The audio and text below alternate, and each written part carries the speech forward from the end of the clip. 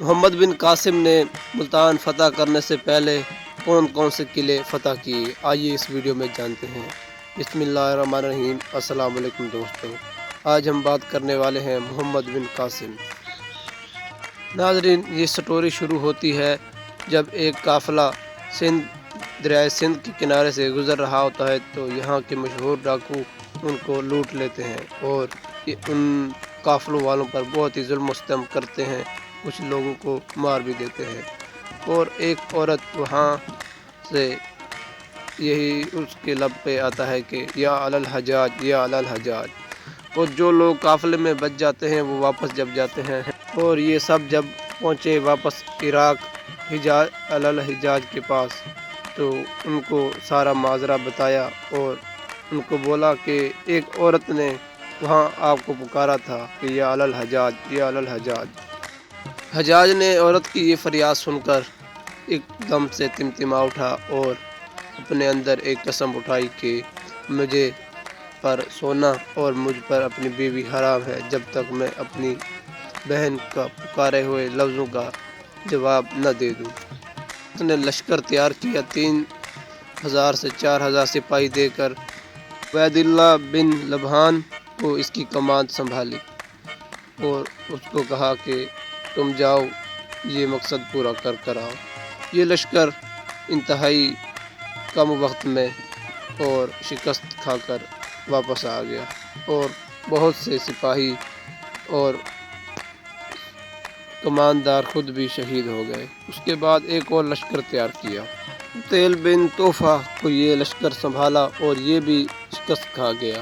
اس کے بعد پھر تیسرا لشکر تیار کیا۔ حجاج نے شامی قبائل جو کہ عرب میں بس رہے تھے ان سے اجازت چاہی اور ان سے بولا کہ مجھے سندھ کے حملے کی اجازت چاہیے اور میرا خزانہ ختم ہے اور آپ سے لشکر اور آپ مجھے خزانہ بھی دیں، جس سے انہوں نے انکار کیا۔ لیکن اس نے حجاج بن یوسف نے کہا کہ جو بھی آپ دیں گے وہ رقم قرضہ ہوگی اور وہ میں دگنی کر بیت المال میں دوں گا۔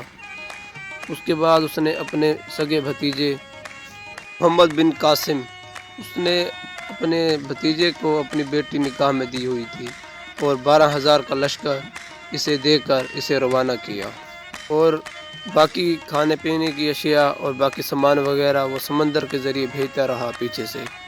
اور اس نے اپنے اس طرح جنگ کی تیاری کی کہ ہر 3 دن کے بعد واپس خبر حجاج بن یوسف کے پاس پہنچتی تھی۔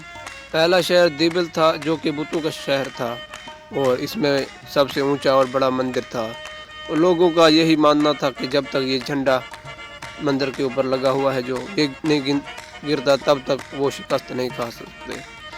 تو محمد بن قاسم نے 3 دن مسلسل محنت کی اس جھنڈے کو گرانے کی لیکن نہ گرا سکے۔ ادھر پھر جب واپس حجاج بن یوسف کے پاس پہنچی یہ خبر تو اس نے وہیں سے لکھ کے بھیجا قاصد کو کہ جو گلیل یوز کر رہے تھے گولے مارنے کے لیے اس کو کچھ سمت نیچے کر کے پھر مارا جائے۔ یہ قاصد جب پیغام لے کر آیا تو محمد بن قاسم نے خود یہ کام کیا اور پہلا ہی نشانہ سیدھا جا لگا اور جھنڈا گر گیا۔ اس کے بعد ناظرین، محمد بن قاسم کی عمر اس وقت بتاتے ہیں کہ 13 سے 17 برس کے درمیان تھی اور یہ انتہائی بہادر اور دلیر انسان تھے۔ ناظرین، انہوں نے جتنے بھی قلعے فتح کیے اپنی بہادری اور عقل مندی سے کیے۔ ناظرین، یہ جتنے بھی بادشاہ تھے انہوں نے جنگ لڑ کر اور شکست کھا کر ہی قلعے دیے، کسی نے بھی اس کے ہاتھ پر سلطنت نہیں رکھی۔ اور ایک ایسا بھی بادشاہ تھا جو اپنی سلطنت چھین جانے کے ڈر سے اپنی بہن سے شادی کر کے بھی بیٹھا تھا، اس کا نام راجہ داہر تھا۔ راجہ داہر اور محمد بن یوسف کا جب آپس میں جنگ کا میدان شروع ہوا تو محمد بن یوسف نے حجاج کو خط لکھا کہ پورا ہند کھڑا ہو چکا ہے میرے خلاف اور میرے پاس صرف 12000 کا لشکر ہے۔ اور حجاج بن یوسف نے مختصر جواب دیا کہ مسلمانوں کے لیے صرف اللہ تعالیٰ کی ہی مدد ہے اور کوئی نہیں ہے، اور آپ یہ مت سمجھیں کہ آپ 12,000 ان سب سے کم ہیں۔ یہ خبر لے کر جب قاصد آیا تو سب سپاہیوں کو یہ خبر بتائی گئی، اور محمد بن قاسم نے دوبارہ پھر تیاری کی، اور پھر سب مسلمان سپاہی ایک ہی نعرے پر ڈٹ گئے کہ اللہ اکبر، اللہ ہی حامی و ناصر ہے اور اللہ تعالیٰ کی مدد ہمارے ساتھ ہے۔ اس نعرے کے ساتھ جب قلعے پر ٹوٹ پڑے تو اللہ تعالیٰ نے فتح ان کے مقدر میں لکھ دی۔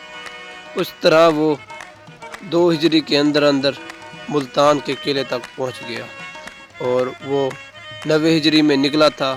92 ہجری میں سندھ اور مختلف علاقوں سے ہوتا ہوا ملتان قلعے کی طرف آیا، اور ملتان قلعہ فتح کرنے کے بعد حجاج بن یوسف کی جب اس دنیا سے چلے جانے کی خبر ملی تو وہ آگے جانے کے تمام منصوبہ بندی چھوڑ کر واپس جانے کی تیاری کی۔ ناظرین، اس کہانی سے ہمیں ایک سبق ملتا ہے کہ اللہ تعالیٰ مسلمانوں کے ساتھ ہے، اور اللہ تعالیٰ پر کامل یقین ہے، اللہ تعالیٰ ہی ہماری مدد کرنے والا ہے۔ امید کرتے ہیں ہماری ویڈیو اچھی لگی ہوگی۔ مزید ویڈیو کے لیے چینل کو سبسکرائب کر لیں، پیج پر ہے تو فالو کر لیں۔ آپ کے لیے ہم اہم معلومات کی ویڈیو لاتے رہتے ہیں۔ شکریہ۔